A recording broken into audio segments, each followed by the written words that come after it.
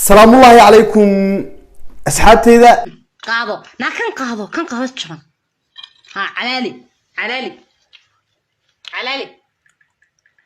ما تبغى حن فينا دونا مقال وفرحون وهو ذا الصوت قلي كارهان نكاسي فيسبوك عري سوقا لياب كأن ساكي كوسو كعني هدي أنا قرص متى سبسكرايب تدو أدي جرين لايك تدو عطسي كومنت جنا فكر كان ولا تكتب هذا برنامج كوفا فاصل. وقاي ورك إن أنا كوبدي مرة وحن ربا إن مقال كان هل أرن أو وناجو أمانة أو كل حجرتو إن شيء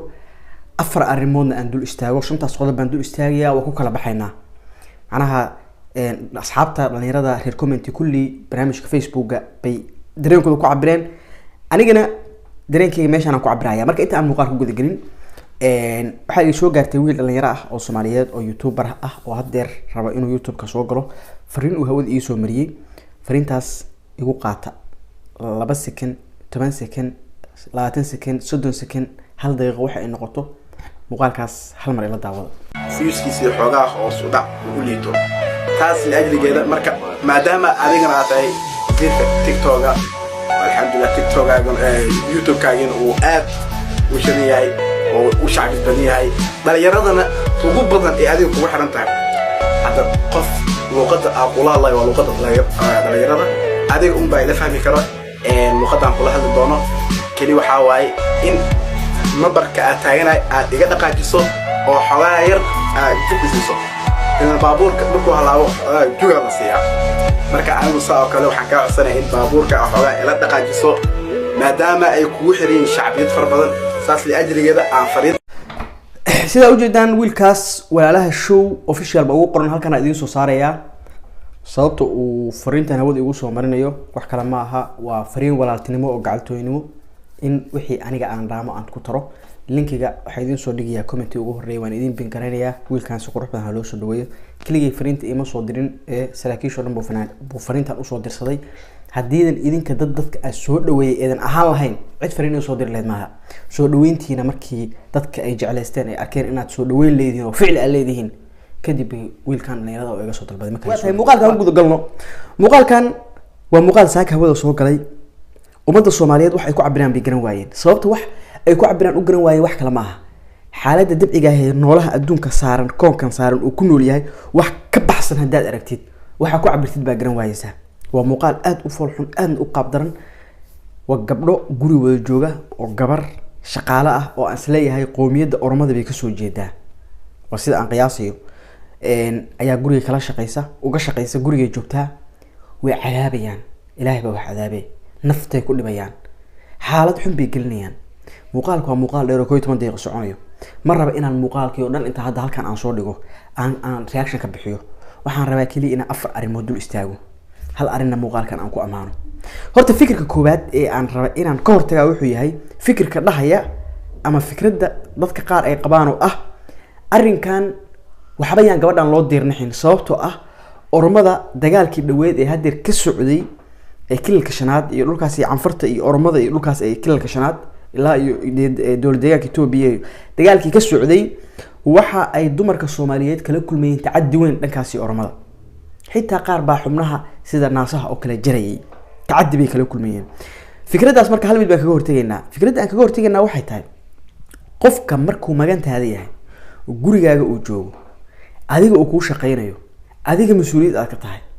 iyo markii dhiilo colaadeed ay jirto oo meel labo dad oo jaar ah oo xuduud u dhaxayso ay isdagaalayaan isku xaalad cabirma dhaqanka iyo diintu waxay qabtaa qofka magantaada haduu soo galo qofka aysan xataa inaa ka qabatid oo dhahdo qofka maganteeda ku jira iida marka fikirkaas kan koobaad aan ka hortagay waa fikirkaas gabadhan meel colaade ka jirtay ma aysan joogin dhul Soomaaliyeed bay joogtay oo waliba ay jaariyad ka ahayd waxyaalaha kale marka muuqaalka iga yaabiyay baan dul istaajinaya kiyo waayaha way saaxatay weedo dosto إيه ده نكالي كرعنا تاني هاي تنكرعنا ويستلم رمضان هنا دافته شقادي مسيفي عنه أنتم ما يقبل كذا خلا عمتدي إيه كنا عمتد أفلقاد waa iska badaas ayadu waa badaas gabadhaas qaabkii hadda u jiifto kaliya markaa aragtid ba waxa dareemaysaa meesha inuu dulmi iyo tacaddi weyn ka jiro إلهي قرآن كسوح كيري وما أصاب من مصيبة فبما كسبت أيديكم ويعفو عن كثير معناها قوم لما هلاقوا أما مصيبة كما تماضوا إلا مصيبة داس قعميهن إناتو إذن كسبتين معها waxaan oo kale markii ay dhulkeena ka dhacaan waxaan oo kale dhul Soomaali ee ku nooshahay markii ay ka dhacaan waa mar walba naxariista ee ka sii fogaato ee ka sii dheeraanayso garaacne oo islaan ormada hana dhaafto shaqada si fiican maanta uma qabaan qodobka marka koowaad inaan dul istaago aan rabo qodobkan marka ay leeyihiin qoftan oromada hayna dhaafto waxaa jira dad fara badan oo oromo ah oo reedna ku nool Soomaaliya aba Somaliland luqadii Soomaaliga bartay social media nala isticmaala muuqaalkan haday arkaan oo muuqaalkan ay faafiyaan oo barahooda ku faafistaan oo oromada oo dhan uu gaaro ogow dad gabdhahan hadda hadlaya ku dhiiga oo ku dheecaana oo ku famil ah baa waxay ku nool yihiin dhulka oromada oo ka ganacsada oo ka shaqeysta dadku waa dad isdhexdiga tan markaa sidaan u gashid walaalka amiin adeerka oo dhanka oromada ganacsi ku haysta ama xaqka ku nool oo noloshiisa halka ku dabarta bay saameyn weyn ku yeelanaysaa oo asagana sidoo kale loo adoonsanaya ko kadiga suuq dhaqso anaga daaxnu kada hagu xaalad waxa ka kala cunaya dhaqso naarudida hagubin dambaska cun ya dambaska cun dambas ha dambaska cun ha cun hada afgeli jam kasi